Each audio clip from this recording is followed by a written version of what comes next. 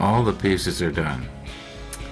It took me a lot longer to do this than I thought it was going to. I probably spent, I guess, between yesterday and today, about 4 hours altogether. Now, there is one place on this one here. This is the one that we worked on yesterday and patched up the little broken off part. And the top of the barrel has flashing.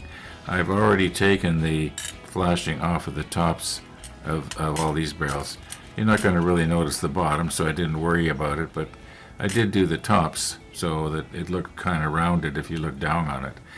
Anyway, I want to show you the way I do it here. So I'm going to put this in a clamp somehow, carefully, and just show you how I do it. Now this is the top of the barrel. The underside of the barrel also has a little bit of flashing, but I'm going to slip the macro lens on so that you can see. And this is the way you would actually be viewing it. Normally, if you're to be looking at the model when it's in its case, you're not going to see the flashing, but it's there. Now, normally, I'm holding the part in my fingers, and so I'm hoping I'm not going to move it here. I've got it sitting on a piece of paper, and you'll notice the ridge or the flashing from when it was molded. And when the two molds were separated, there was this little ridge is left here. It's what I call the flashing. It's not where the sprue was connected or anything like that. It's just where the two halves of the mold came together at the factory. So I'm going to try not to be bumping the camera here. So anyway, I'll take my hobby knife here, and it has to be really sharp. And then use the same idea as if done in the workshop, where you would take your scraper and you would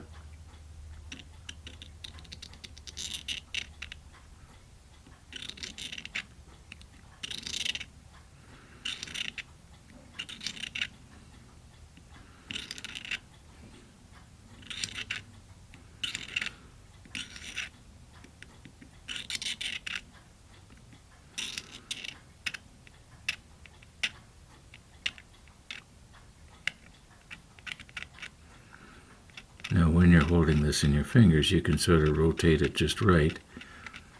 So,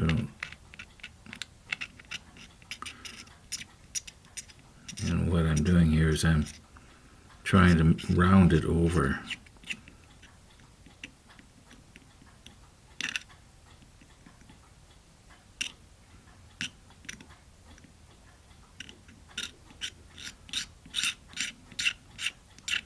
Now, if I was to take my very fine sanding stick and just go over that, I should be able to get it so that it's more or less rounded, and at least that ridge is gone now.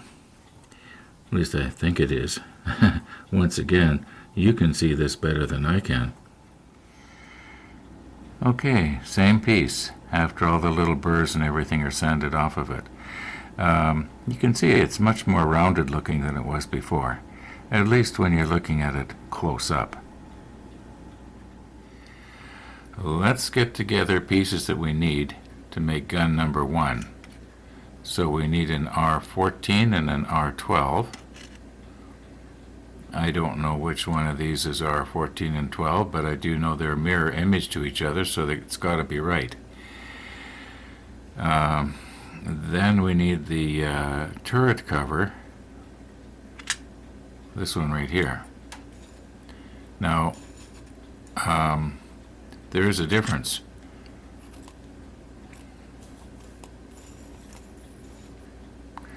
Okay.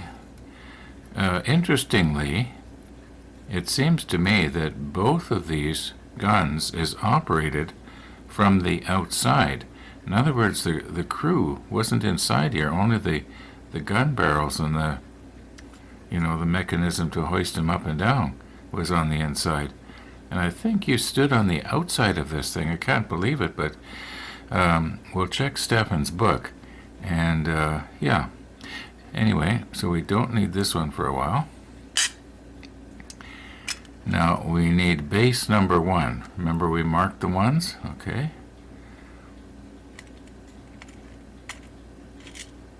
And I'll get it here eventually. Oh, why don't I just use my fingers already? Okay.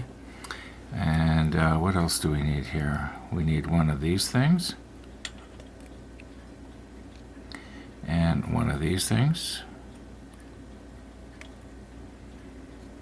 Okay, I think that's basically all we need. Now, the plan is that what I want to do is have this part light gray, and well, I guess probably maybe this too, although it wouldn't really matter. I think this is going to go up inside here, and we're not even going to see it. Let's just try it and make sure. Whoops. I'm going to go like that. Yeah. Okay, so we're not even going to see that base because it's going to be like that. So it wouldn't matter if we stuck all these pieces onto the base and then sprayed them the darker gray, and then I could spray this one here the lighter gray later. Once again, I'm thinking out loud here. Oh, and we need a couple of photo etch pieces here.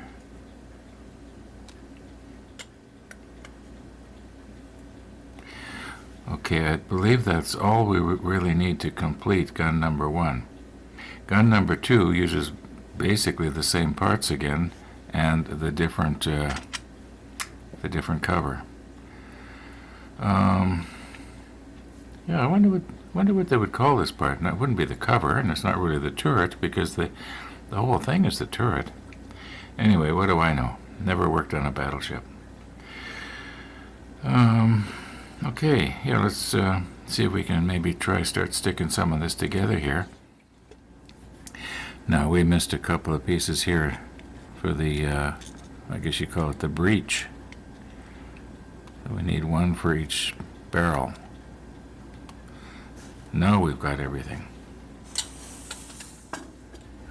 Now, if we're reading the plan right, these holes are supposed to match up with these little tiny pegs that are sitting on top of those other little pegs that are a little bit bigger. And it's probably not going to want to stay on there.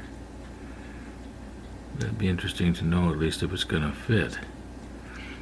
This is one of those cases where I'm probably going to have to do this off camera.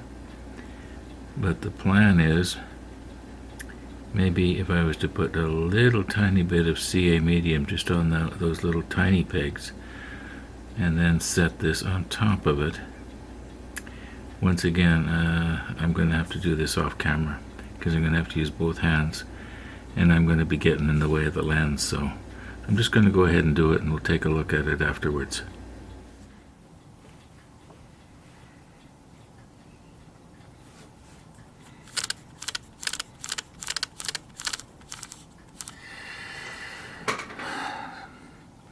So after I said that, I thought, you know what?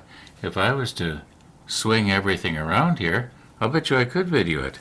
Because, you know, I could use the table here as a steady rest and just very carefully set it in place. And as you can see, the camera's picking it up. I imagine that by now, you've probably concluded that maybe the videoing aspect of this build is more fun to me than actually building the model. Well, I don't know. It's probably half-half. I have a tendency to feel that I have to video everything. I don't know if you remember way back to episode number 1. I even showed this piece of plywood being carried up the stairs. Yeah, I like to try and video as much of it as I can. There are some things that you have to use both hands, and you know, and I got the, you know, and I'm like this, and well, it's just too hard to video. Anyway, let's see what we can do here. I've often thought that if it wasn't for the videoing, the model would have been done months ago. Now, don't get me wrong. I'm not complaining. I'm enjoying the videoing. I'm not hunting for compliments or thank yous for videoing and all that kind of stuff. I don't want to hear that. I'm just telling it like it is. So, like I say, let's see what we can do here. It may or may not work. Okay, let's do a dry run here first. Try and pick this up the way I'm going to want to hold on to it.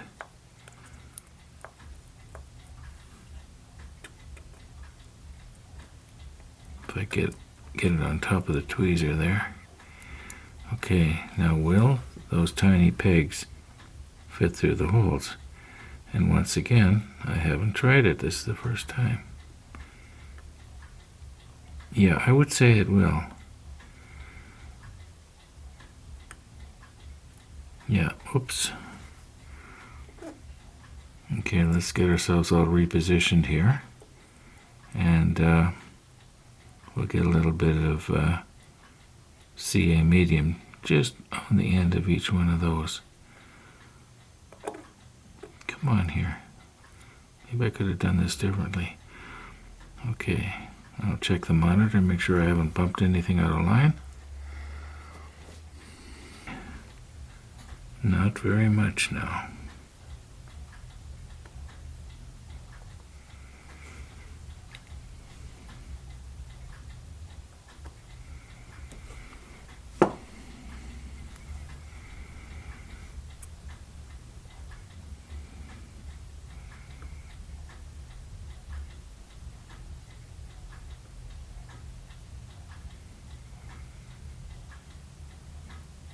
Now carefully push it down.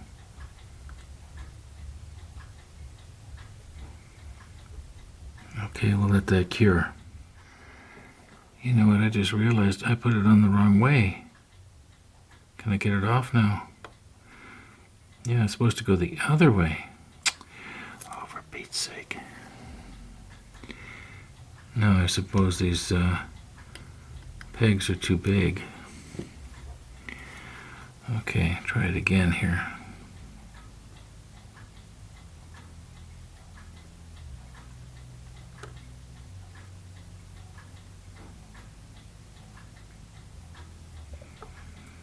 Sort of wiggle it down and smoosh it in. Okay, I think it survived here. We got away with it. Okay, this one has to go the other way. It's a mirror image.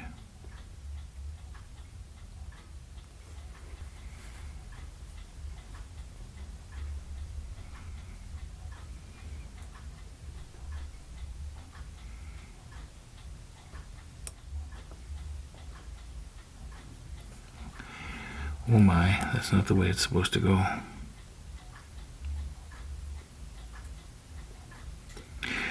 I have to take it off and try it again. Maybe I'll get just a little bit more on there.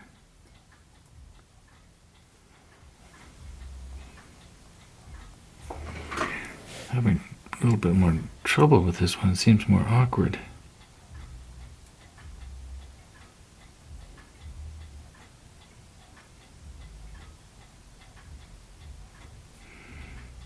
Now I'll see if I can work it into the pegs into the holes. It looks right from my perspective.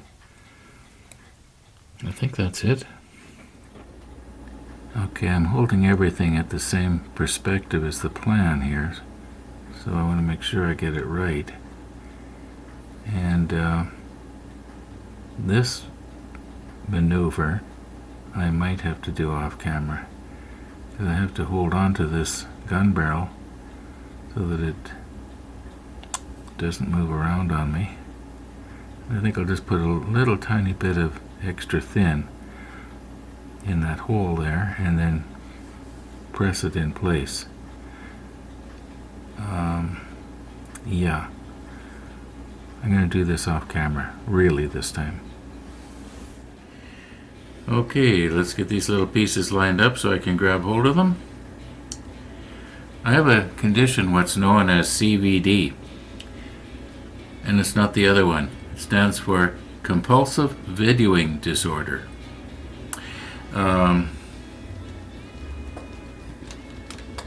Sounds good to me anyway. Now,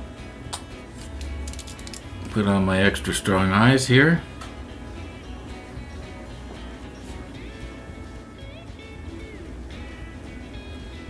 Make sure it's straight. And I'll do it again. Okay. Let that dry out and move on to the next step. And the next step is going to be getting these pieces glued in place. I don't think the base is too important, but this one goes on here. This one also goes on there somehow. But you know what? That's going to have to wait until tomorrow. It's already after 3 o'clock here in Winnipeg right now. The day has just slipped away on us. So thanks for watching, and all being well, we'll see you tomorrow.